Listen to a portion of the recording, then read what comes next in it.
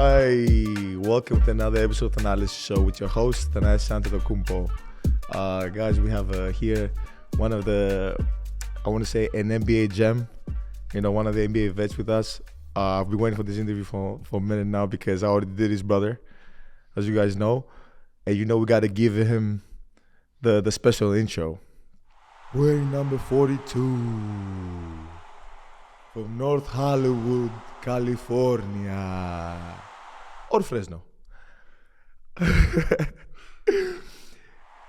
Robin. Sideshow Bob. Lopez. Actually, like, hey, thank you. Let me get a clap. I actually like Rollo more. I enjoy Rollo more. Man, thank you so much, first of all, for doing the show. I've been waiting to do you because I did your brother, and we had so much fun, and we talked about different things, and not just basketball, but we had a conversation today on how many hats we wear as individuals and who we are to other people, and how many things we're so much more than just sports. But we're gonna get into that. But I just wanted to say thank you, and I'm gonna start right away. When was the last time you had a haircut? When was the last time I went to the barber and sat in the chair? Is that what you're asking? Yes. The last time you went to the barber shop, sat in the chair and said, give me a haircut. It must have been like 8th grade. Probably at the latest just before freshman year of high school. What? So let's calculate that with years. So with years, we'd say. So you were drafted 2000. I was drafted 2008. I graduated high school in 2006. So 5, 6. Yeah, so you did 2 years. 4, 5. Yeah. 3, 4. 2, 3. So 2002, 2003 was my freshman year of high school. So we're talking about 20 years then. A little you bit. Haven't had a. I'm a lot. I'm definitely a lapse. Yeah. But wait, hold up. So how do you don't cut your hair at all, or do you cut it on your own, or? I trim it here and there. I feel like I've gained the judicial knowledge of when and where a lock of hair, an unkempt knot needs to be removed. Okay, do you have a routine? Give us a routine for like for the audience. Give us a routine. You expect that I have a routine. I think that goes against the Rollo aesthetic, the Rollo, the Rollo sensibility. Having a routine, it's just so much pure chaos in general, represented by my unkempt fro. But it's good. A lot of people, I think, would you consider that a signature? I think so. I think it's a pleasure that I'm able to be recognized in silhouette. That's something I don't want to ever have taken away from me. It's not enough to be 7 foot. I've got to be recognized in silhouette instantly. By the way, when they put the silhouettes, they put they don't put the player on TV, and they put like, oh, guess who's this player? And then they have the fro, and you're like, come on, man. Can only be 2 guys. But if your hair's like kind of like this, it's you. Or it's who else had a fro? Anybody else had a fro like doing? Andy Anderson Verjao. Yeah, his was so much nicer. His was really a beautiful. It was not chaotic, and I'm not. That's not a knock on him. That wasn't his style. If there's chaos on one end and order on the other end, and you're going by NBA center's hair, Andy is definitely the order sensibility. Did Verjao did he wear a headband or something? Yeah, he's a headband. Did you ever wear a headband? Occasionally. Usually, when the team they all decided they wanted to look uniform, wear it at the same time. In DC, I wore a headband for a little bit. I did, yeah. I had a little bit of a headband Rollo thing going on. That was post-pandemic where I let the hair get extremely long when I was being a hobo. It was more functional. It wasn't just an aesthetic decision. In what way? I would wear the headband around my neck when I was on the bench, and whenever I would have to enter the game, it would go. Yes. It would go here, and I would push the hair back. Okay. So it wasn't really a style thing so much. It was a little bit, of course, a little bit. Yeah. I'm vain, so it was a little bit, but it was more of a functionality thing. I have another question. So, fans I ask all the time, like, why is Rolo sitting? Why do you sit in the baseline? It's preventative. So my back usually started acting up when I got to Portland. So it helps you. It's not And just when I would sit on the bench, it would tighten up a little bit. So yeah, I'm always on the floor just to try to keep everything feeling good. You know what? I've also got the best seats in the house. To paraphrase Homer Simpson, I can look at the Jumbotron. Jumbotron tells me where to look. I don't have to bother turning my head, trying to decide in vain where should I be looking at the moment. Let's go back. So you played high school basketball, obviously. How did you start playing basketball? Did you decide, was it like, okay, I'm tall, I just want to play basketball? Or it started from a young age?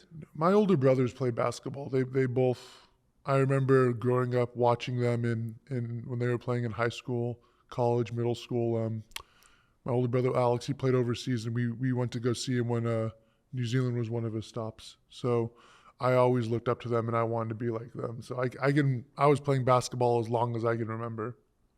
So wait, you guys haven't played overseas. He's the only brother who played overseas. Mm-hmm. He played in Spain, Japan, and New Zealand. Spain, Japan, New Zealand. Yeah. Where did he play in Spain? He played in Spain right after he got right after he left Santa Clara. So, 98, around the late 90s. Yeah. Okay. It was 98. Would you remember the team? I don't remember the team. I remember the Japanese team he played for was the Hitachi Rising Sun. Hitachi Rising Sun. And then in New Zealand, I believe he played for the team in Wellington. Wellington. Yeah. Okay. It's crazy. Hitachi Rising Sun. Okay, wait, I got another question. I don't want to go off topic, but if you had to give a name to a San Diego team, what would it be? San Diego team, I'd probably go with something about the Wild Animal Park. Okay. I don't know what it would be, but I think that's the first thing I think of. The second thing would be something with Spanish California. I gotta think about that. I think their university team, that San Diego's already the Toreros. Toreros, really? Yeah. Okay, I didn't know that. Yeah. I was wondering because they've evolved, like, for some reason. They kept, like, last 2 weeks we talk about San Diego, and I wanna visit. I don't know why. They've been saying it's really nice. Gorgeous city. You've been? Gorgeous city. Oh yeah. You got it. You definitely got to check it out. When we go on one of our adventures, you've got to go to San Diego. I have to, and I'm going to. What do you think they would name the Las Vegas team? Las Vegas team. Because you already have the Las Vegas Aces. You want to go Las Vegas Knights? Well, that's the WNBA. That's the WNBA team. Well, the Knights that's the hockey team. That's the hockey team. I mean, I gotta go back to the drawing board. But do you think they would ever let them? They would never let them do it. But it would be so cool if they could do some kind of mobster thing, like some kind of 30s Bugsy Siegel thing. It would be nice, but this is the NBA. They don't. They what? They barely let us do what we do right now. So okay, the other thing you had to comment was reading. The other thing you had to comment was, like, you were drafted number 15. Giannis was drafted like 15, about 2013 and 2008, and then I read a quote, and I don't know if it's true. That's why I wanted to ask you on the show. Like, he said in the quote, you said, like, I wish I would drop. Yes, why is that? I wanted to fall because what was that? So I remember at the beginning of the draft process, you do all those workouts for teams and everything. Yeah. You have a full schedule. I remember the calendar, and I was making stops at New Jersey, Toronto, Indiana, all the teams over a period of a month. And I did go to Toronto. I went to Jersey, and then my third workout was Phoenix. And the Phoenix workout went so well.